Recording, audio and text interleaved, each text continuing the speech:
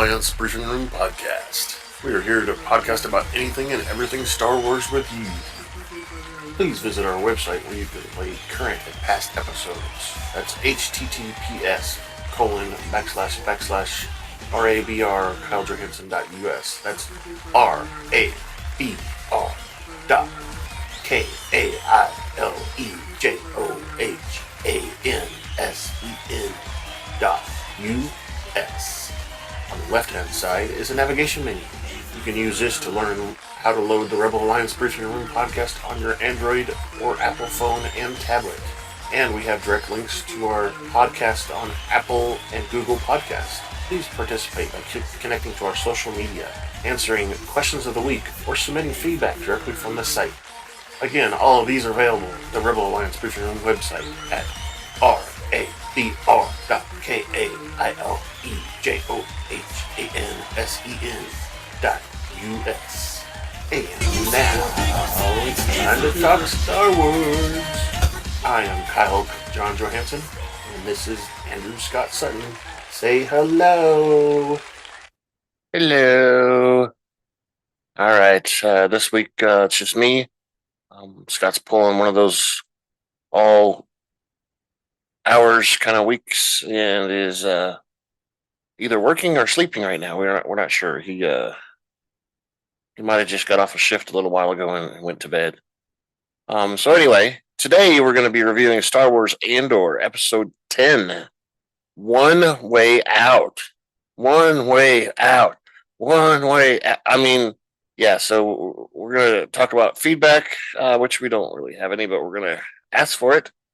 We're going to review the entire episode, present the question of the week, and there'll be some tiny bit of discussion, but not a lot because I can't discuss very much by myself. Really is nice to have Scott here, or even have feedback that we can go back and forth on. So please listen to this for a moment.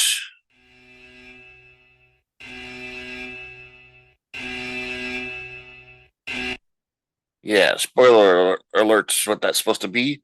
Anything you hear here is going to be a spoiler. So, either turn us off or watch the show. Again, that's Andor Episode 10, One Way Out. Grab your favorite beverage, pull up a chair, and join us in the Rebel Alliance Briefing Room. All right, so we start out the episode on Narkia 5. We see the medic has removed the dead Olaf, and he's got one of those pads that kind of floats or whatever. They just cropped it out. And he goes through the work area of all the team and stuff. And of course they're in on program the whole time. Cassian tells Kino that they will have to escape tomorrow because they're still out in the hallway. They had the change and all this other stuff and whatever, so they have to escape tomorrow. And he says that the guards know that they are outnumbered and killed 100 men. Cassian points out that there are 5,000 men are doomed to never leave. He reasons that whatever they are working on is important to the Galactic Empire. Kino is unwilling to commit since he is skeptical of Andor's lack of plan. The two get into a physical tussle. Andor tells Kino that his plan is predicated on a new man coming to replace Olaf the following day. He urges Kino to grab the opportunity before it's too late. Andor tells Loy that he is ready to die in an escape attempt. As they walk through the corridors leading to the cells, the other men ask what happened to Olaf and what happened on level 2. Andor confirms the prison guards fried the entire level 2 after mistakenly sending back a man who had been released. Kino confirms Andor's story and tells the other prisoners that they are not releasing anyone. He tells them to return to their cells and start figuring it out. Elsewhere at the ISB, Deidre Miro and her colleagues received news that Anto Krieger's groups have taken the bait and retrieved the dead pilot and are asking for a landing bay. Catherine authorities claimed that the pilot died as a result of a hydraulic failure after exiting hyperspace. Supervisor Lonni convinces the Major Partagas that Imperial forces should not wait, but should make their presence felt. Because that's what they usually do. Why would they do anything different? We don't want to act suspicious. Miro exits the command facility because she is satisfied with everything. And we go back to Ferrix. The lady informs Dr. Momoy that Marva, Andor's adopted mother, has not been taking her medicines. They have been being watched by Cinta, who is in turn being watched by a man. And at the Shandoran embassy, Senator Mothma and Tay Clomo meet with the Chandlorian Bank Davos Skulunda, who talks about his taste of architecture. Davo is acquainted with Mothma's husband, Perrin, and after exchanging pleasantries, they begin to discuss efforts to secure alternative funding arrangements for her foundation. Davo offers to help Mothma bundle her transactions in a way that can make it hard for outsiders to detect. He agrees that the Empire's new financial regulations have made it harder for certain transactions. Davo views the situation as the game they can play. Mothma says that this is a charitable foundation and asks how much he will be charging. Davo offers to do it without a price, but Mothma insists. He replies that a drop of discomfort is the price for doing business with him. Davo sets a price, which is a return invitation. Mothma is agreeable, but Davo reveals that he wants to introduce his 14-year-old son to Mothma's 13-year-old daughter, Lita. Mothma expresses her disapproval of the Chandlorian tradition of child betrothals. Davo replies that their social positions sometimes make decisions for them and that they lead lives that encourage conformity. When Mothma asks if this is his only offer, Davo gives an affirmative. Mothma tells Tay to usher Davo out and claims she won't be considering his offer. Just then, Davo turns around and says, "That is the first untrue thing you've said since I've been here." And now we go back to Luthen and his assistant Kelva at the antiquities place, and she found a mark on the fountain. She believes that this was a message that he wants to meet, since the rail downstairs is gone.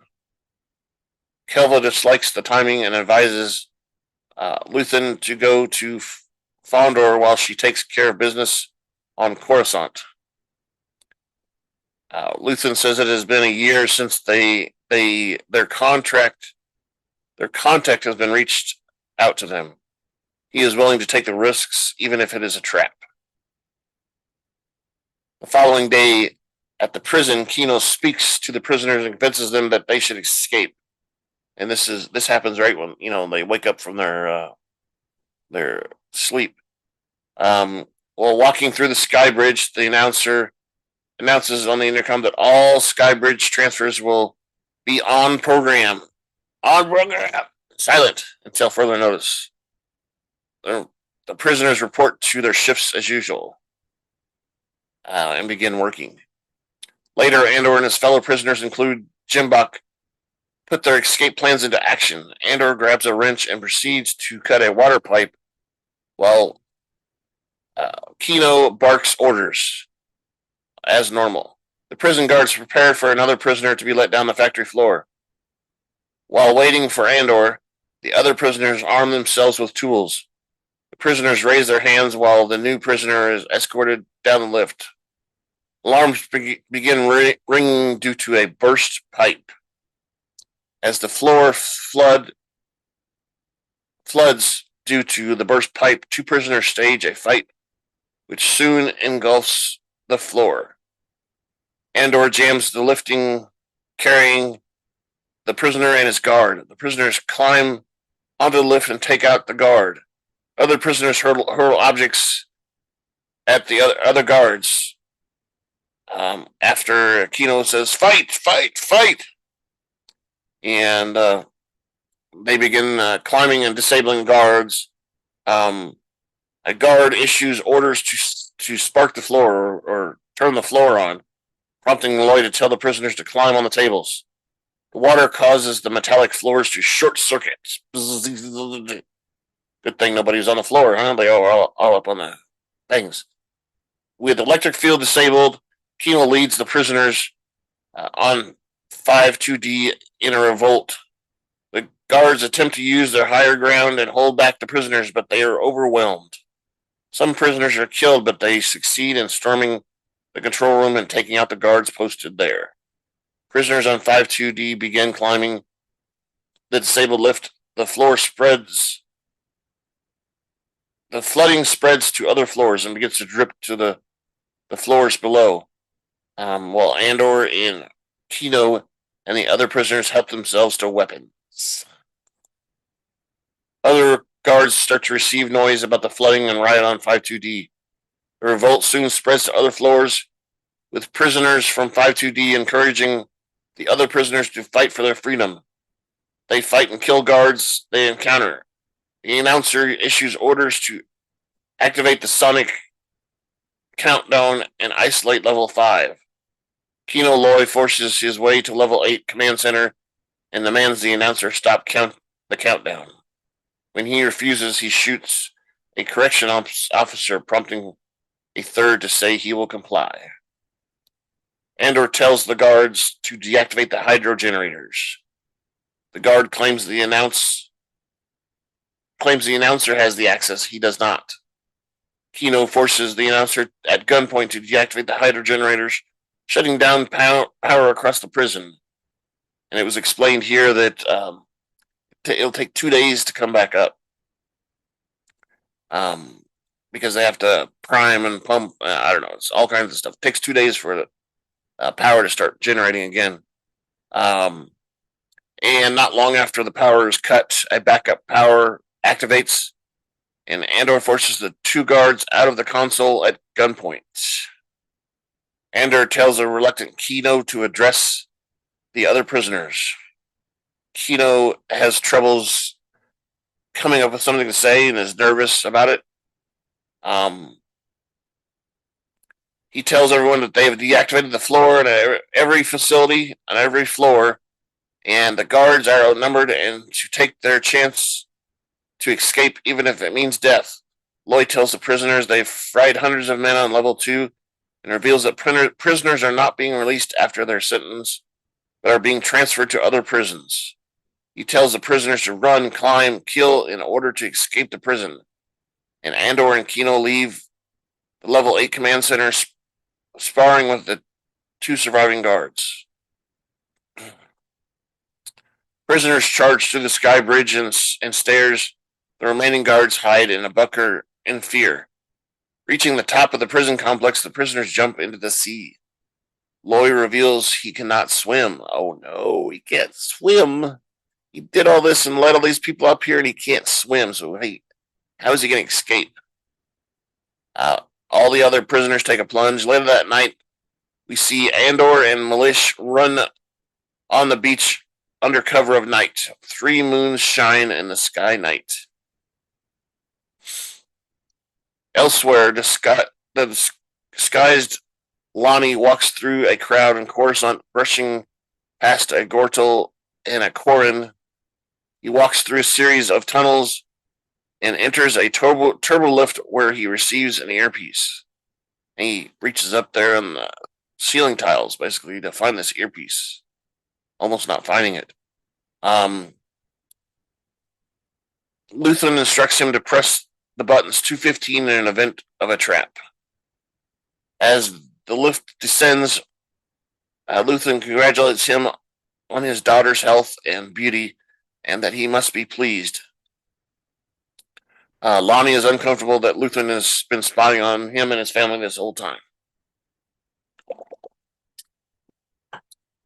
Lonni warns Luthen of a new rising supervisor named Dedra Meero, who is investigating a rebel figure called Axis, whom she believes is building a rebel network. Meero is looking at stolen Imperial naval equipment in order to find a link to Aldhani. He tells Luthen that Meero is interested in the Ferrix incident, and has been tearing the place apart. He adds that they are searching for the thief and the middleman. Luthen tells Lonni to encourage Meero since she is wasting time. Lonni asks Luthen if he had anything to do with the events on Aldhani, but he is evasive. Luthen says, asks Lonni why he is here. Lonni explains that Meero captured a rebel pilot running supplies for Krieger. He explains that they turned him immediately and staged an accident. The Empire is also aware of Krieger's plans to raid the power station on Spellhouse, and Luthen is willing to sacrifice their lives of Krieger and his 50 men to mislead the ISB into thinking there was no leak in security. Luthen emphasizes that he is doing Lonni a favor. The lift door opens and Lonni is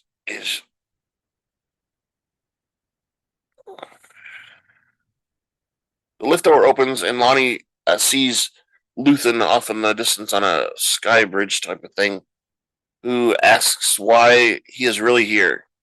Lonni tells Luthen that he can't continue to being a double agent while he is a father now.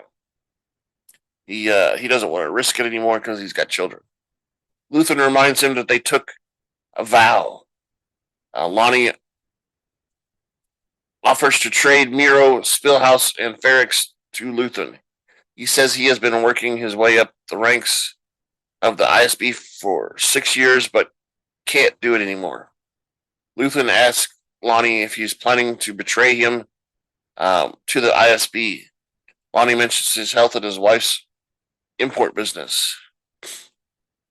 Luthen is unwilling to let Lonni go since the rebels have invested so much into him. He tells Lonni that he is trapped. When Lonni asks if his sacrifice means nothing to Luthen responds that his investment in the rebellion is epic due to having to lead a double life. He describes Lonni as a hero that the rebellion needs. Lonni asks Luthen what he sacrificed, and Luthen replies in calm, kindness, kinship, and love, having given up peace. Luthen says that he is condemned to use his tools of the enemy to defeat them. Luthen tells Lonni he has sacrificed everything and implores Lonni to continue his work. And that's when we see credits. Credits. So what do you guys think? What do you think about that stuff, huh? It was a pretty good episode. It was kind of intense there when they were escaping the prison. Let's get you to give us some feedback. What do you think? Feedback at KyleJohansson.us. That's feedback, KyleJohansen.us.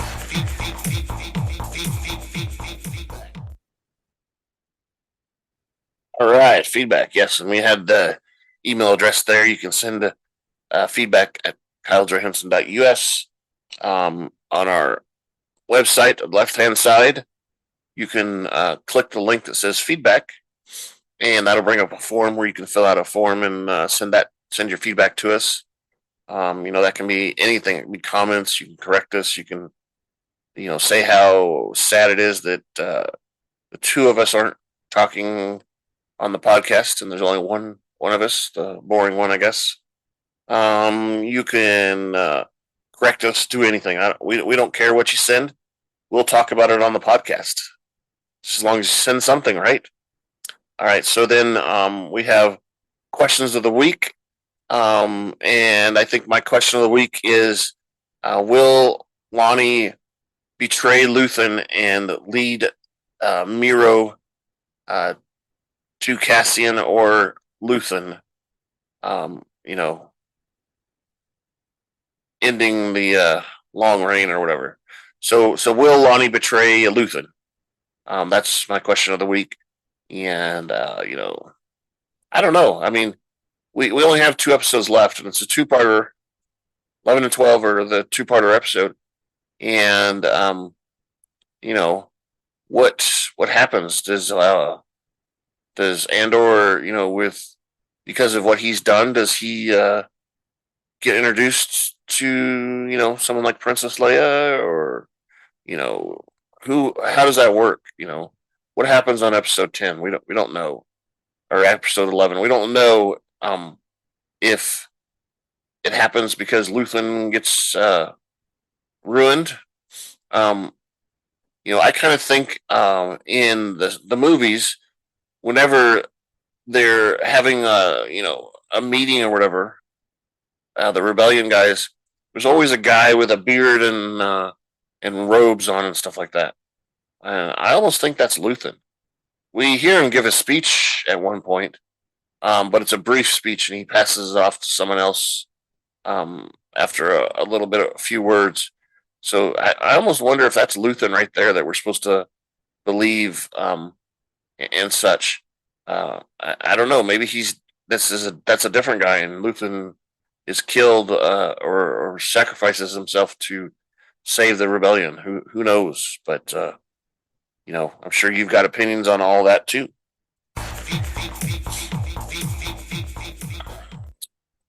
All right, so we talked about the question of the week already too, and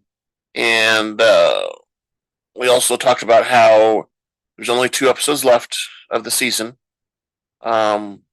which when that's done, that'll give us a little break for the holidays. Now, first of the year, we're gonna get all kinds of shows coming back.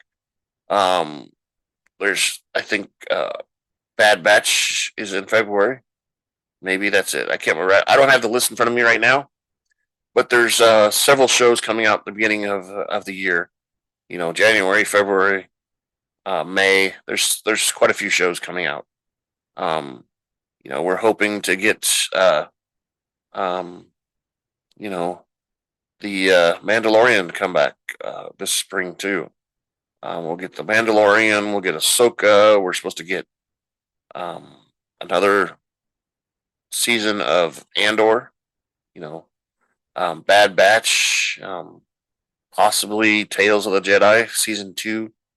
There's that other animated one where they showed different styles of Star Wars and stuff like that animated. Maybe that'll come back as season 2 as well. So we've got a lot going on. So please send us some feedback. Tell us what you think, what you got, what's going to happen, what you want to do. Maybe during the break for the holidays, we'll have a few episodes that come out to review a few other things. So just let us know. And thank you for joining us in the Rebel Alliance briefing room. Thank you for listening to the Rebel Alliance Briefing Room podcast. Please visit our website where you can play current and past episodes. That's https://RABR KyleJohansson.us. That's RABR.KyleJohansson.us. On the left-hand side is a navigation menu.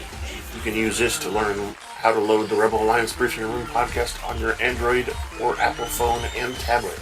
And we have direct links to our podcast on Apple and Google Podcasts. Please participate by connecting to our social media, answering questions of the week, or submitting feedback directly from the site.